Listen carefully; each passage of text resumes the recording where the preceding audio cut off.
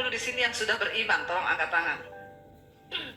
Yang sudah beriman, ya, puji Tuhan. Semua beriman dong. Kalau tidak beriman kan pulang aja ya, nggak ada di sini. Nah, pertanyaan yang berikutnya, siapa yang percaya bahwa imannya itu teguh? Nah, mulai ragu ini, angkat tangan. Tadi yang beriman semua, begitu ditanya yang teguh imannya berapa banyak? Nah, memang tidak sembarangan menjawab iman itu teguh, karena ya keteguhan iman itu kan harus lewat ujian. Amin. Dan iman itu memang ya harus kita sendiri yang berusaha untuk meneguhkan iman. Karena Alkitab berkata begini saudara, Ibrani pasal 11 ayat yang ke-6. Coba kita baca bersama dulu. Ibrani pasal yang ke-11 ayat yang ke-6. Firman Tuhan di sana berkata demikian saudara. Baca bersama, tetapi tanpa iman tidak mungkin orang berkenan kepada Allah. Sebab barang siapa berpaling kepada Allah, ia harus percaya bahwa Allah ada dan bahwa Allah memberi upah kepada orang yang sungguh-sungguh mencari Dia. Saudara, ayat ini berkata tanpa iman tidak mungkin orang berkenan kepada Tuhan. Berarti iman itu dari kita atau dari Tuhan? Halo? Dari kita kan? Kita loh yang harus ya beriman kepada Tuhan. Ya, kita loh yang harus beriman. Seorang perempuan pendarahan yang disembuhkan Tuhan Yesus, 12 tahun dia mengalami pendarahan, itu bukan hal yang biasa loh. 12 tahun. Ya, kita aja wanita kalau datang menstruasi, lebih harinya kita keliengan ya, pusing karena darahnya lebih dan lama. Perempuan ini 12 tahun. Ya, dia mengalami pendarahan yang begitu parah, dan Alkitab berkata dia sudah berobat ke semua dokter loh, bukan nggak ada usaha loh. Dia berobat dari satu dokter, bahkan Alkitab mencatat semua yang dia punya kekayaannya habis buat berobat. Tapi waktu dia mendengar tentang Yesus, imannya timbul. Ada rasa percaya bahwa Yesus sanggup menyembuhkan. Lalu ketika imannya timbul, ya, Alkitab berkata dia dengar bahwa Yesus akan datang di kotanya. Dia melangkah dengan iman. Saudara, orang yang pendarahan 12 tahun itu pasti keliengan, pusing, ya, vertigo loh. Ya, saya ini termasuk orang yang kurang darah, saudara, darah rendah. Ya, jadi kalau pas lagi bener-bener drop itu, aduh, ya, kalau vertigo tuh parah, saudara. Dan itu pusing, mual, bercampur semuanya. Nah, saya bayangkan nih perempuan 12 tahun. Tapi karena ada iman itu yang menggerakkan dia untuk berjumpa dengan Yesus, dia datang. Dan yang luar biasa, ketika dia menjamah dengan iman, kan dia bilang di dalam hatinya, asal ku jamah jubahnya, aku sembuh. Itu imannya. Dan benar ketika dia menjamah Yesus di tengah kerumunan orang banyak, Alkitab berkata seketika itu juga dia sembuh. Saudara, ketika dia sembuh, Yesus itu berpaling dan bertanya kepada murid-muridnya, siapa yang menjamah aku? Dan murid-muridnya berkata, hello, please deh. Ini ribuan orang yang ikut engkau. Bukan hanya menjamah, semua orang berdesak-desakan, pengen memegang engkau, dan semua orang pegang engkau. Tapi kau bertanya siapa yang jamah?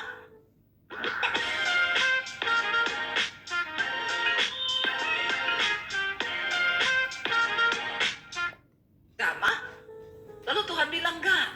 Memang banyak orang yang menjamah aku, tapi ada satu jamahan yang berbeda, yang menarik kuasaku keluar dari tubuhku. Wow, enggak saudara? Banyak orang ikut Yesus, tapi hanya sedikit yang datang dengan iman. Makanya hanya sedikit yang mengalami mujizat. Tidak semua orang Kristen mengalami mujizat. Maaf, kalau imanmu redup, apalagi imanmu mati. Ayat ini dengan jelas berkata, tanpa iman tidak mungkin orang itu berkenan pada Tuhan. Lo berkenan aja kagak, apalagi mengalami mujizat. Ya, lalu Tuhan Yesus berkata, pernah ada sebuah jamahan yang berbeda. Saya mau tanya, kira-kira sebenarnya Yesus tahu nggak? Tahu. Tapi kenapa Yesus harus bertanya agar murid-murid mendapatkan sebuah pengalaman bahwa tidak semua orang yang mengikuti Yesus itu benar-benar akan mengalami kuasanya, saudara. Lalu Tuhan bilang ada satu jamahan yang berbeda yang menarik kuasaku keluar dari tubuhku. Lalu dengan takut perempuan itu menjawab, akulah, karena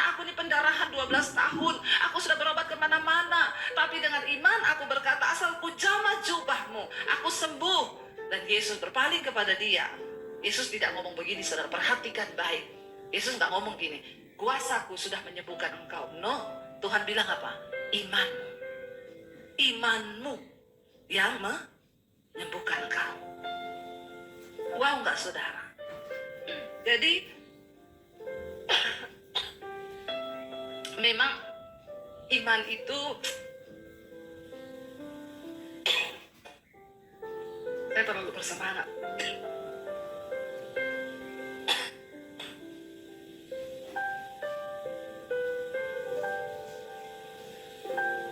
Iya. Saudara, iman itu sesuatu yang luar biasa banget loh.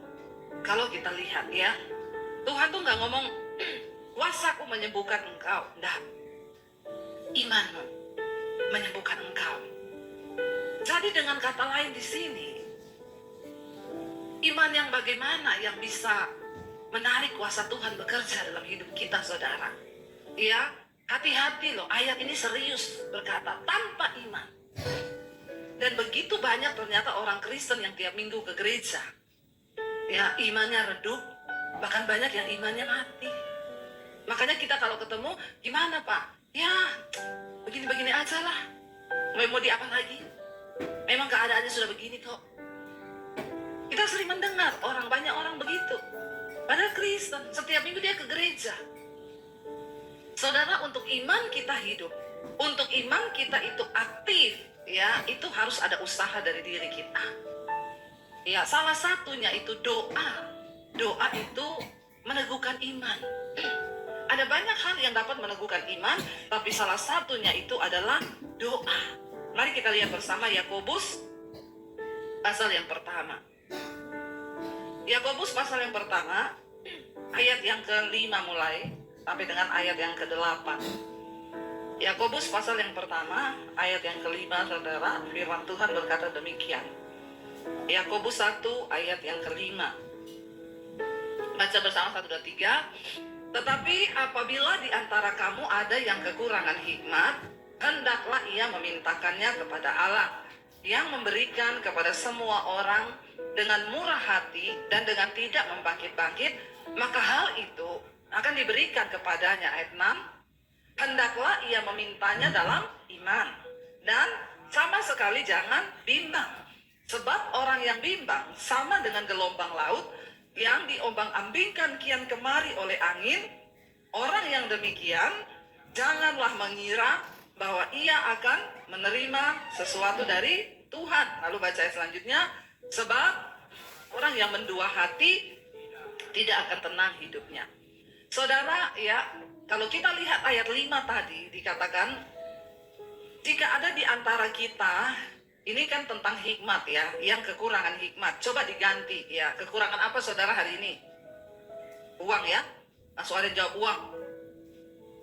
Ya, jika ada di antara kamu yang kekurangan uang, tadi kan kesaksiannya Pak Halim ya. Tadi kesaksiannya kan sama toh, pas COVID. Wah, lah, itu bukannya si Apis sama Akta ya? Pis, Pis, Alek tuh, anak rantau. udah nggak usah diain, duit rantaunya udah habis itu. Nggak usah ditemenin. Keliling-keliling yuk, bosan banget nih gue ha. Pas COVID ya, deg-degan, gaji staf harus dibayar. Padahal dari pemerintah nggak tahu ada turun atau tidak.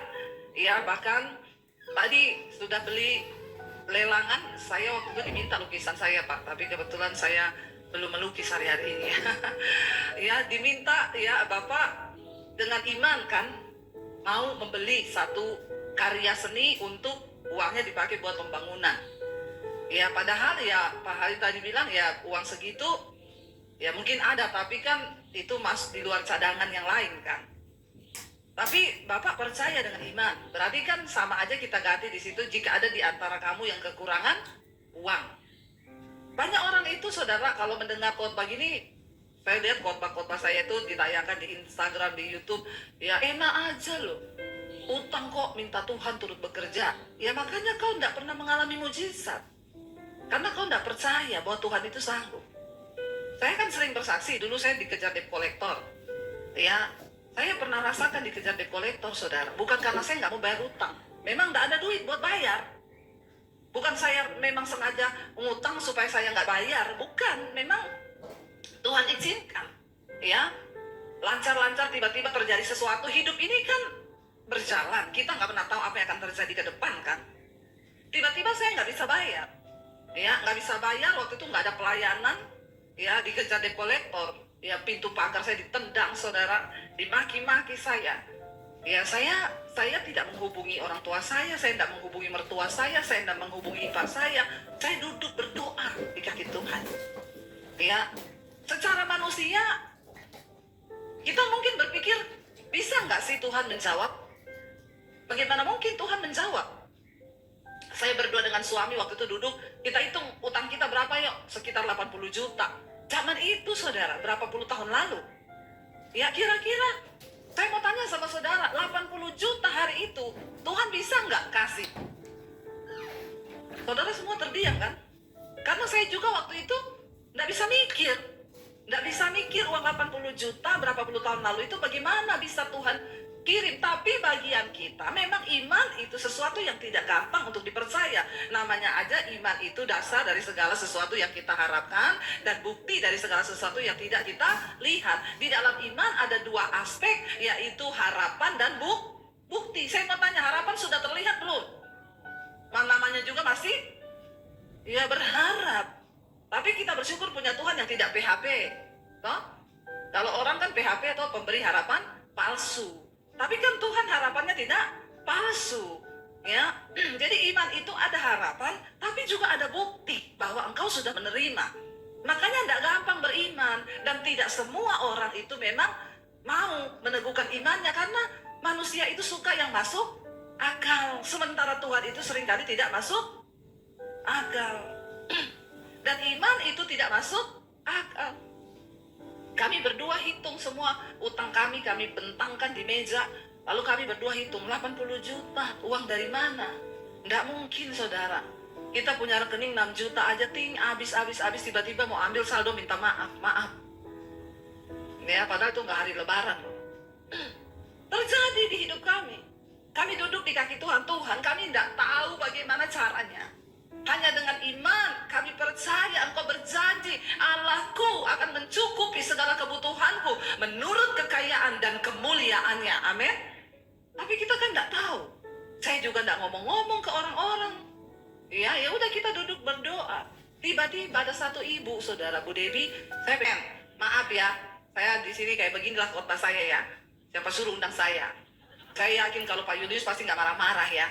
Sama saudara itu kalem, lembut ya. Saya ini orang Sulawesi. Suami saya Solo, tapi saya Sulawesi. Jadi Solo ada wesinya. Berarti keras saudara. Ya, kalau dengar firman tuh langsung cepet amin gitu loh. Karena bagaimana respon saudara terhadap firman Tuhan, seperti itulah firman akan bekerja di dalam hidupmu. Amin. Amin dong. Jangan pendeta udah bersemangat sampai batu-batu lagi. Jemaat cuma ya, dan sampai ditanya ada amin, lagi kencing bu. Karena tidak ada amin saudara ya. Saudara benar-benar itu terjadi loh. Secara nalar kan tidak masuk akal tuh.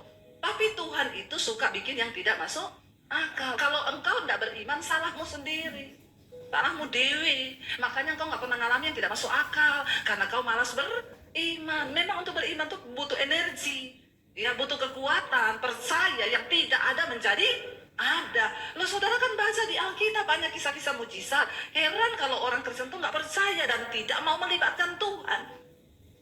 Tiba-tiba ibu itu telepon, Bu saya pengen ketemu ibu. Kami ketemu, dia bilang, saya nggak tahu bu, tapi Tuhan suruh saya. Tuhan suruh saya ketemu ibu. Dan Tuhan suruh saya memberkati ibu dengan uang 100 juta. Loh nggak wow lagi toh. Malah melongo. Melongonya masih bertanya ini, tenan apa ora ya? Tenan iki, tenan. Beneran. Ya. Loh 100 juta loh. Utang saya berapa tadi? Berarti masih sisa berapa? Masuk akal enggak? Tapi terjadi enggak? Loh seorang jandanya Nabi datang kepada Elia, saya ini loh dikejar-kejar orang utang. Suamiku sudah mati dan anakku sudah mau diambil menjadi budak. Lalu Elia tanya, kau punya apa di rumah? Enggak punya apa-apa. Mungkin kalau dia jawab punya kulkas, TV, ya jual dulu TV dan kulkasmu itu buat bayar utang toh. Tapi dia jawab apa, tidak punya apa-apa, cuma punya buli-buli tempat minyak. Masuk akal nggak saudara? Lalu dia bilang masuk kamar, tutup pintu, pinjem buli-buli dari tetanggamu, jangan sedikit ya, pinjem.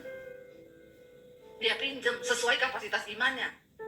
Ya, kalau dia pinjem 8, ya 8. Tapi kan masalahnya dia belum tahu itu ini buli-buli buat apa toh. Kalau Elia kasih tahu nanti buli-buli itu akan terisi minyak, dia pinjam pasti satu RT punya semua dia bawa toh. Masalahnya itu Tuhan nggak kasih tahu dulu toh.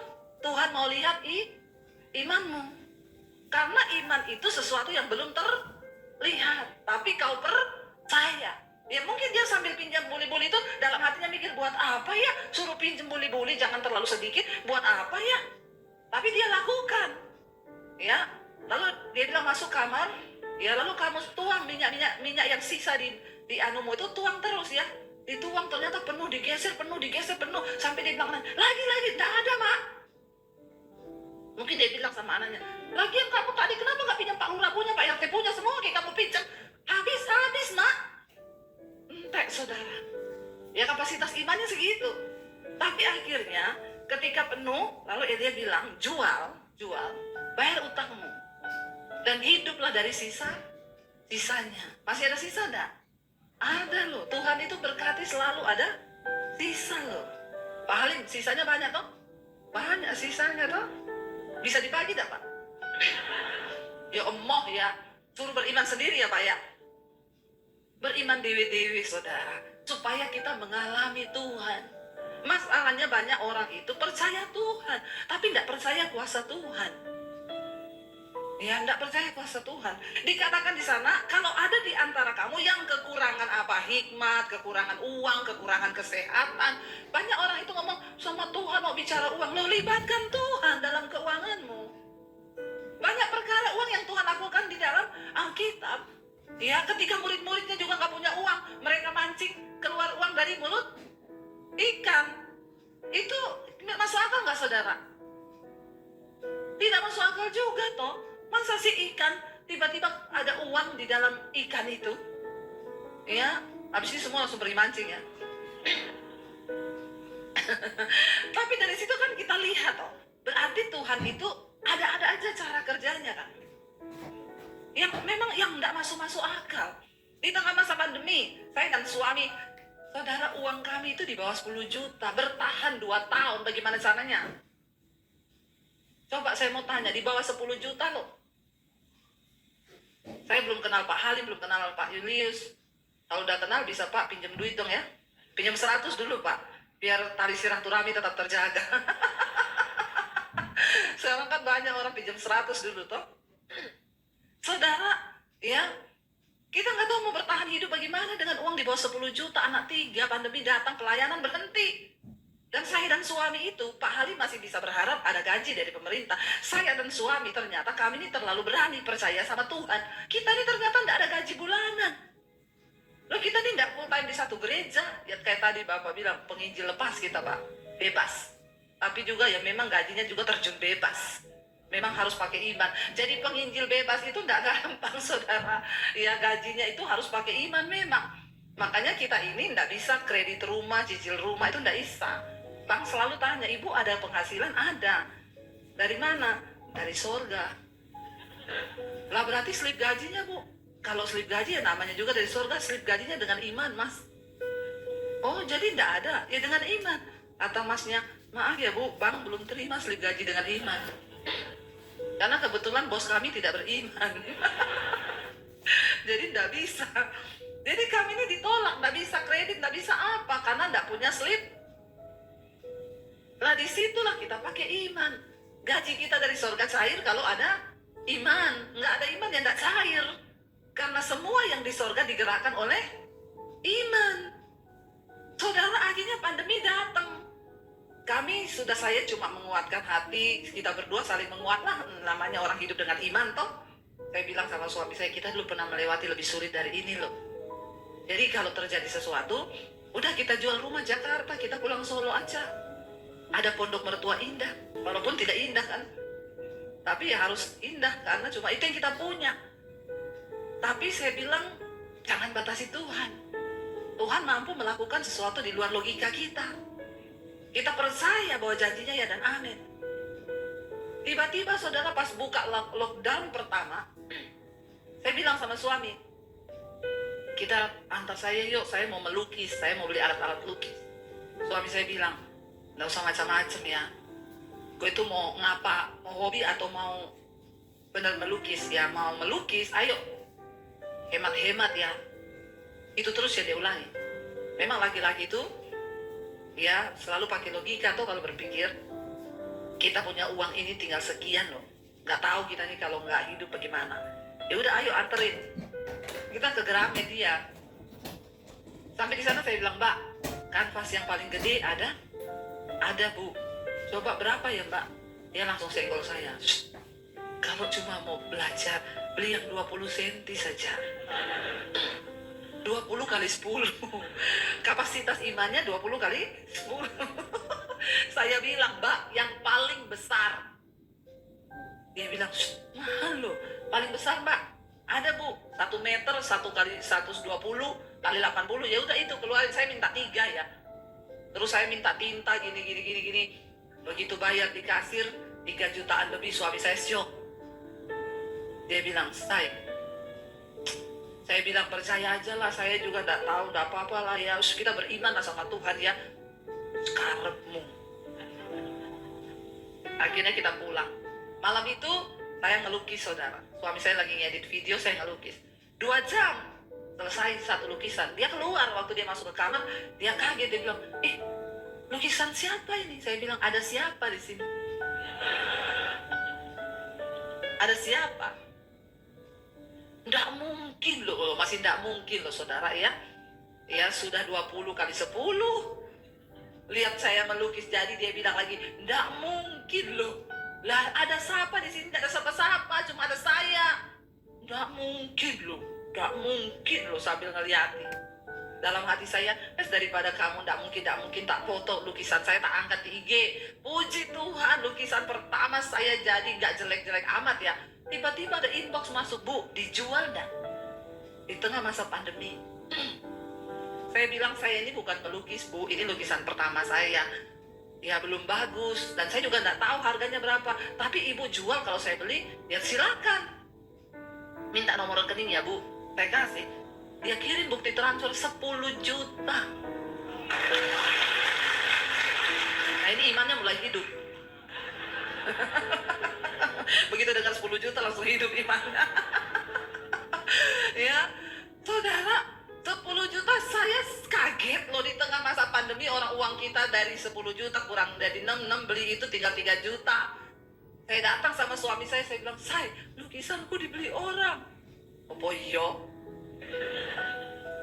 Ini loh bukti transfernya, saya liatin sama dia. Hah? 10 juta? Bukan 10 senti. 10 juta. Dia langsung bilang, ayo tak antar lagi yuk beli kanvas. Memang begitulah laki-laki itu ya. Sulit untuk percaya bapak-bapak. Ya denger ya bapak-bapak. Percaya sama Tuhan pakai logika, tundukkan juga logikamu kepada Tuhan. Amin. Kau berpikir bisnismu secara logika begini. Libatkan Tuhan, sebab Dia sanggup melakukan sesuatu yang di luar akal logika kita. Katakan, jangan kau pakai akal logikamu, bapak-bapak. Makanya survei membuktikan banyak laki-laki yang kena stroke. Ya benar, bukan apa-apa. Ukuran otak laki-laki itu lebih kecil daripada ukuran otak perempuan. Tapi survei membuktikan overload. Ya, memorinya kecil, yang ditampung banyak. Komputer, ya ini iPhone kita aja, saya punya 1 tera itu.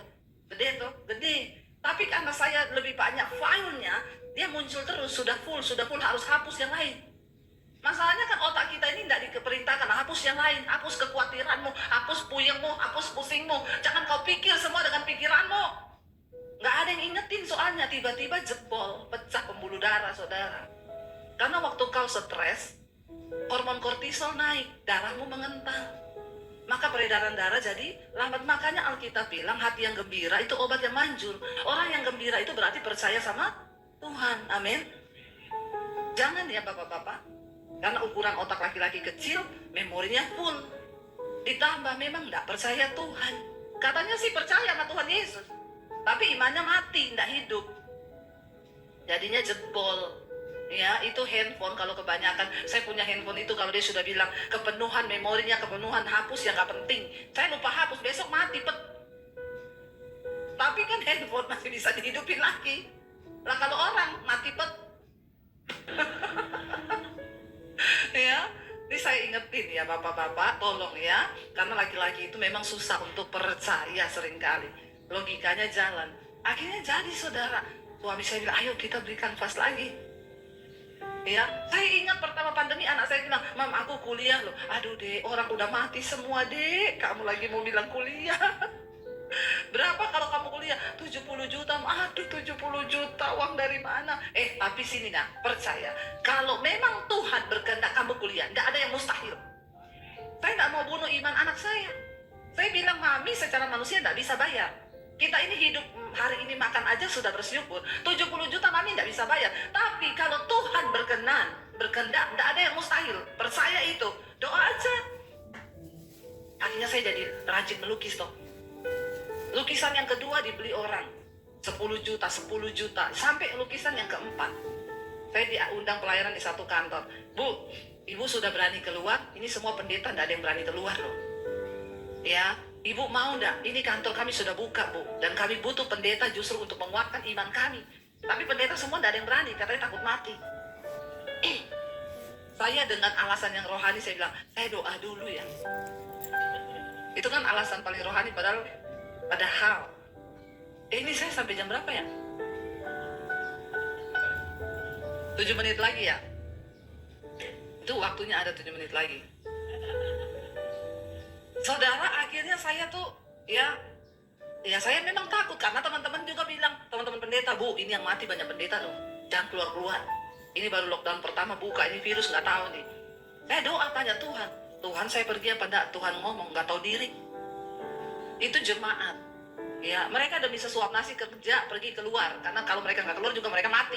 Bukan karena corona, tapi nggak bisa makan. Nah, kamu yang hamba Tuhan harusnya pergi di saat orang takut begini. Kamu beritakan iman, malah kamu takut. Saya telepon, oke saya datang besok. Ya, ibu berani mati hidup di tangan Tuhan. Kalau belum waktunya mati, tidak mati. Kalau sudah waktunya biar kau sembunyi di lubang tanah sekalipun, mati juga kau. Itu iman saudara, ya. Akhirnya saya pergi saudara, bukan mencobai, memang iman seperti itu toh. Saya pergi, waktu itu saya melukis yang keempat. Sekretarisnya bilang sama bosnya, Pak, Bu Dewi ini pelukis loh. Saya tendang kakinya saudara, karena saya lihat di situ lukisannya bagus-bagus. Ya, saya minder. Lalu bapaknya bilang, oh iya. Sekretarisnya bukain itu saya Instagram. Ibu, kayaknya ini lukisan terakhir ibu ya. Ini sudah laku belum?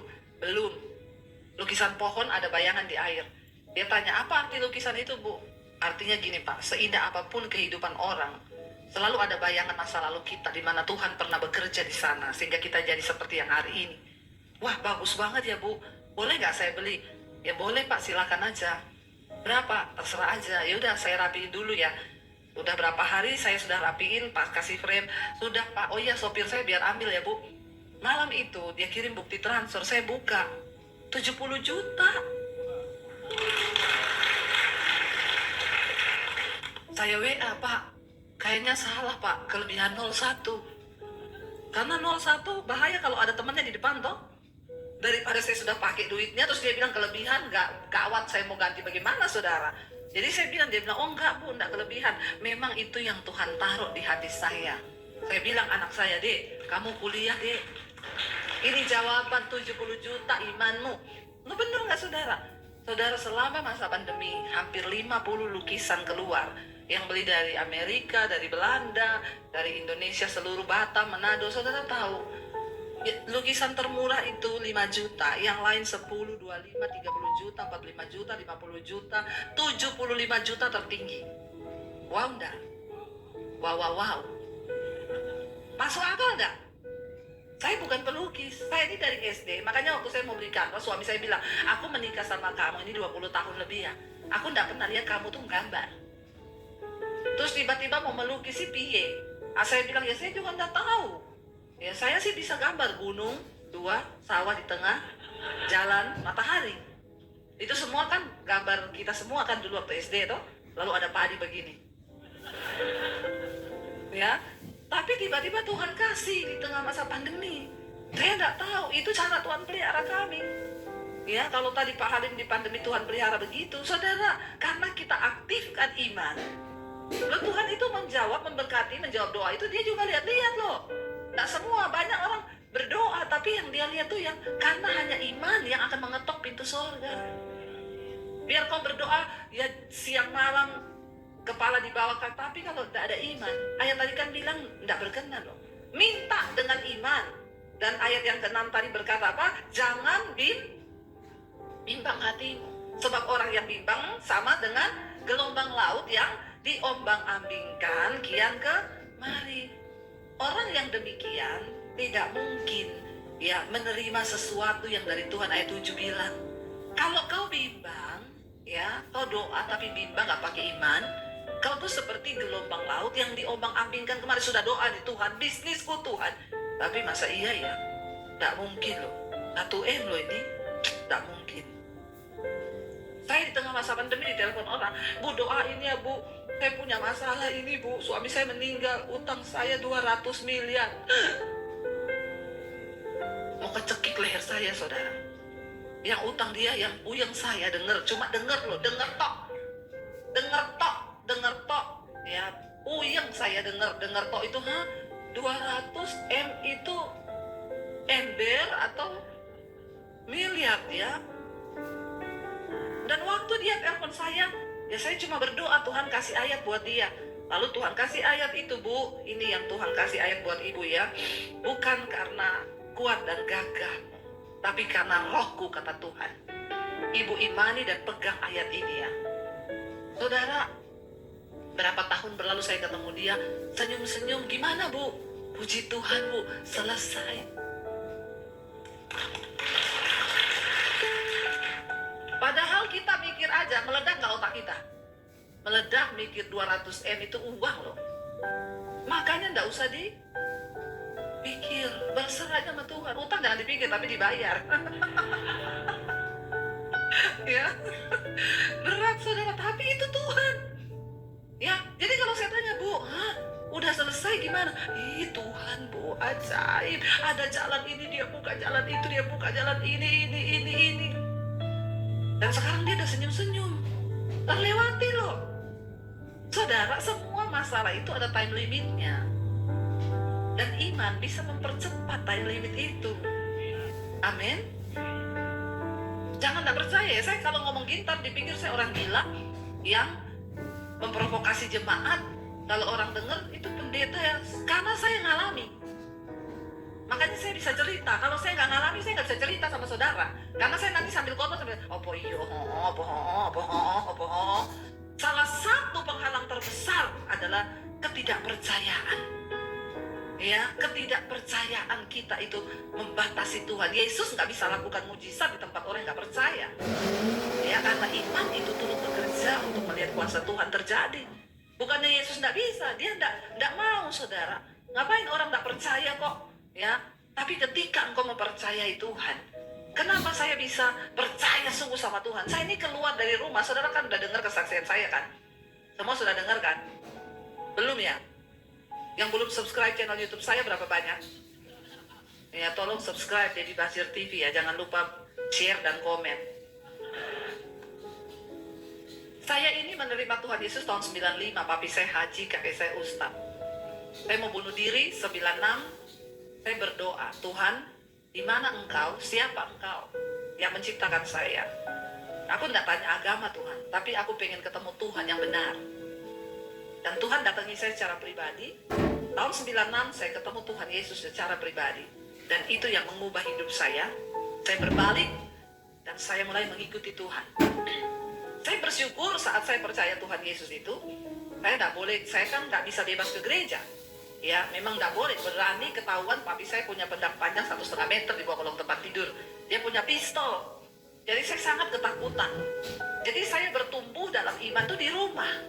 Lewat pembacaan firman Tuhan. Karena Alkitab berkata iman itu bertumbuh lewat aniaya dan pembacaan firman Tuhan. Makanya kalau saudara itu kurang dianiaya ya kurang beriman sih. Saya doakan supaya teraniaya. Aniaya itu kan bukan cuma mau dibunuh toh. Saudara difitnah orang itu aniaya, bersyukur. Karena doa orang teraniaya itu didengar Tuhan. Mau doanya didengar? Sering-seringlah terus. Lo kan begitu toh, cuma diputar-putar kan?